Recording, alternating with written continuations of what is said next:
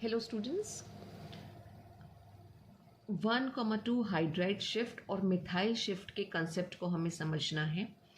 उसके लिए हम एक एग्जाम्पल लेके चलते हैं। अगर हमारे पास ये स्ट्रक्चर है, एक एल्कीन का स्ट्रक्चर है जिसका IUPAC नेम है 3 मिथाइल बट 1 इन। कैसे निकाला हमने? इस तरह से नंबरिंग करी है। डबल बॉन्ड को लोएस्ट पॉसिबल नंबर देना था, राइट? तो 4 कार्बन आ रहे हैं स्ट्रेट चेन में और थर्ड कार्बन के साथ मिथाइल ग्रुप लगा हुआ है, तो दिस इज 3 मिथाइल बट 1 इन। अब एल्कीन में हमने एडिशन रिएक्शंस पढ़ी हैं। इस पर्टिकुलर एल्कीन में भी अगर हम HBr या HCl को ऐड करें, राइट, HBr H प्लस और Br माइनस के फॉर्म में होगा। और अगर हम एडिशन रिएक्शन यहाँ पे चला रहे हैं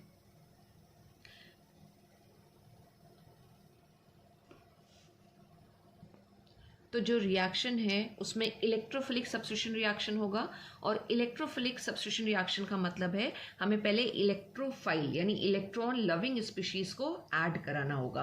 किसमें? एल्कीन में ऐड कराना होगा। तो अब हमें एल्कीन में ऐड कराना है तो हम किस तरह से हाइड्रोजन को, यानी इलेक्ट्रोफाइल जो यहाँ HBr से आएगा, उसको किस तरह से हम ऐड कराएं? तो ये स्ट्रक्चर जो हमारे पास है इसमें क्या होगा कि इस CH के साथ ये डबल बॉन्ड प्रेजेंट है या डबल बॉन्ड यहाँ पे प्रेजेंट है, प्लस I इफेक्ट लगेगा। ये 2 CH3 ग्रुप लगे हुए हैं जो प्लस I इफेक्ट शो करेंगे, इलेक्ट्रॉन रिपेल करेंगे।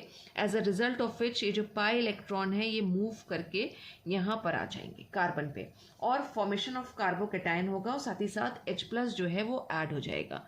तो इसी रिएक्शन को अगर हम आगे कंटिन्यू करें तो किस तरह का हमारा स्ट्रक्चर बन के आएगा? कुछ ये, राइट, ये हो गया CH और ये सिंगल बॉन्ड बचेगा CH2। इसके ऊपर आ गया ये नेगेटिव चार्ज क्योंकि इलेक्ट्रॉन पेयर मूव कर गए और ये आ गया पॉजिटिव चार्ज। ठीक है, अब H प्लस जो है इसके साथ ऐड हो जाएगा। जो H प्लस आ रहा था वो H प्लस इसके साथ ऐड हुआ। वो कहाँ से आया था? रिएजेंट से। और फिर से अगर हम अपना रिजल्टेंट स्ट्रक्चर लिख लें जो हम फॉर्मेशन ऑफ कार्बोकैटायन दिखाएंगे तो कुछ इस तरह से कार्बोकैटायन बन के आ गया।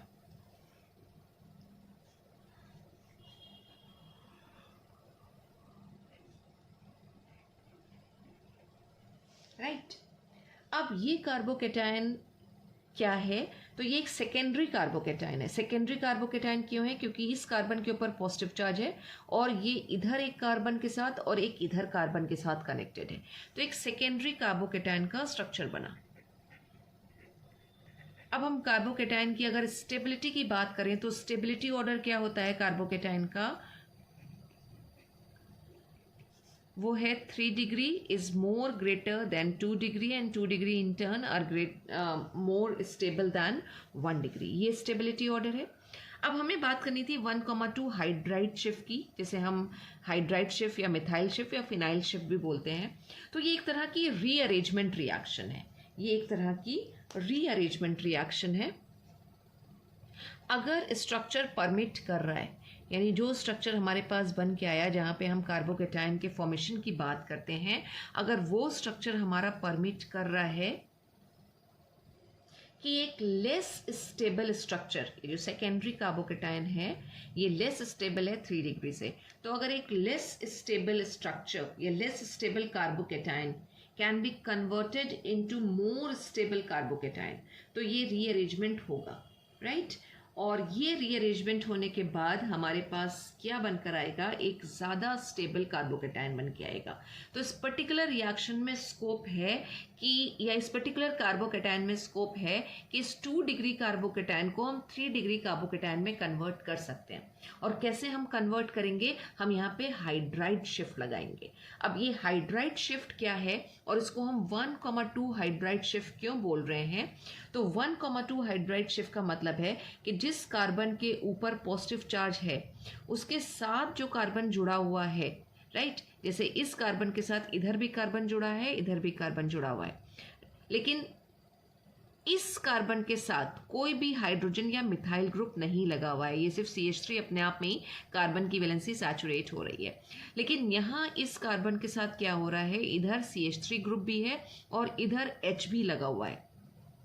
तो अगर इस H को यहाँ से उठा के अगर हम यहाँ मूव कर दें, यानी शिफ्ट करा दें अगर हम, तो हमारे पास स्ट्रक्चर क्या बन के आएगा, पहले हम उसको देख लेते हैं। CH3 C CH3, और ये हाइड्रोजन जो है ये अपने पूरे इलेक्ट्रॉन लेके जाएगा। हम हाइड्राइड शिफ्ट की बात कर रहे हैं। हाइड्राइड का फॉर्मूला क्या होता है, H-, तो ये अपने पूरे इलेक्ट्रॉन लेके शिफ्ट हो रहा है इस कार्बन के पास। ठीक, तो हमारे पास क्या बन जाएगा, ये हाइड्रोजन इसके साथ जुड़ गया, CH2 आ गया, CH3।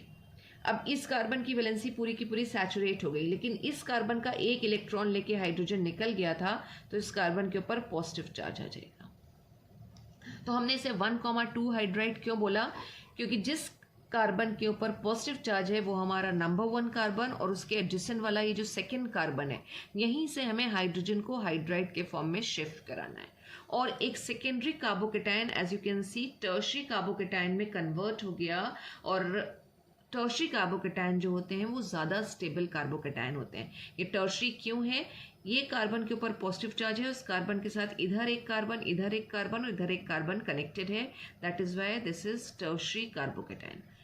अब जो हमारा प्रोडक्ट बन के आएगा वो इसी हिसाब से ही बन के आएगा। किस हिसाब से बन के आएगा कि H+ को तो हमने जोड़ लिया, हमने एक स्टेबल कार्बोकेटायन बना लिया, अब हमें Br- को जोड़ना है। तो Br- कहाँ जुड़ेगा, जहाँ पॉजिटिव चार्ज प्रेजेंट है या जिस कार्बन के ऊपर पॉजिटिव चार्ज है, Br वहाँ जुड़ेगा। इनिशियली अगर हम देखते तो अगर ये बन रहा था, ये कार्बोकेटायन बन रहा था, तो Br हमारा यहाँ पर ऐड होता, लेकिन अभी Br कहाँ ऐड हो रहा है, यहाँ पे ऐड हो रहा है। और दोनों केसेस में जो हमारे IUPAC नेम होते हैं वो डिफरेंट होते हैं। तो अगर आपने हाइड्राइड शिफ्ट का स्कोप को इग्नोर कर दिया और प्रोडक्ट बना दिए तो आंसर गलत हो सकता है, और गलत होगा भी वो।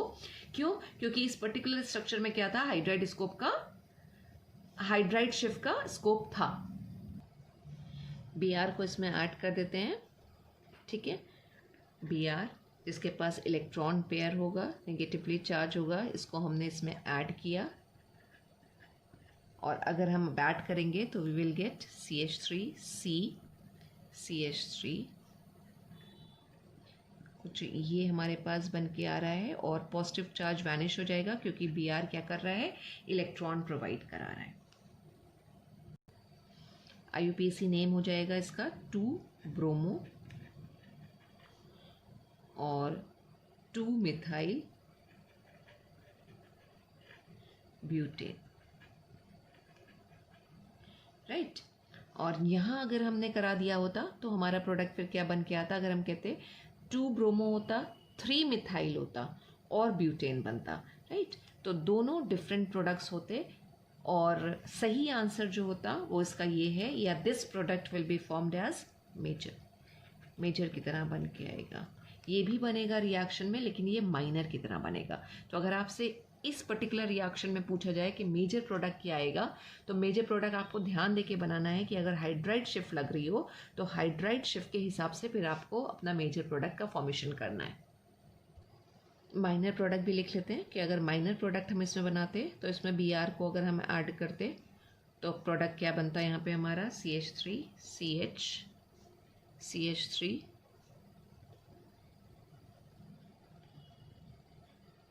राइट, ये बनता। और इसका IUPAC क्या होता, दिस इज 2-ब्रोमो और 3-मिथाइल एंड ब्यूटेन, और दिस विल बी माइनर मतलब अप्रॉक्स बोलते हैं 20%, और यहाँ पे जो अप्रॉक्स बनेगा वो बनेगा 80%। तो दिस इज अबाउट 1,2 हाइड्राइड और मिथाइल शिफ्ट। अगर हाइड्रोजन अवेलेबल नहीं होता, यहाँ पे हाइड्रोजन अवेलेबल नहीं होता, CH3 ग्रुप होता है इसकी जगह पे, तो हम पूरे के पूरे CH3 को ही शिफ्ट करा देते। और जब CH3 ग्रुप शिफ्ट होता तो वो फिर शिफ्टिंग हमारी कहलाती मिथाइल शिफ्टिंग, यानी जो सेकेंड कार्बन के ऊपर अगर हम 1,2 की बात कर रहे हैं तो 1 पे तो पॉजिटिव चार्ज होगा, और जो उसके जिसमें सेकेंड कार्बन होगा, नेक्स्ट कार्बन होगा, उससे पूरा का पूरा जब हम मिथाइल ग्रुप को शिफ्ट कराएंगे तो उस शिफ्टिंग को हम बोलेंगे 1,2 मिथाइल शिफ्ट। और ये एक तरह का रीअरेंजमेंट रिएक्शन है, और रीअरेंजमेंट कुछ इस तरह से होता है कि एक लेस स्टेबल कार्बोकेटायन जो है वो मोर स्टेबल कार्बोकेटायन में कन्वर्ट हो जाता है। Thank you so much students.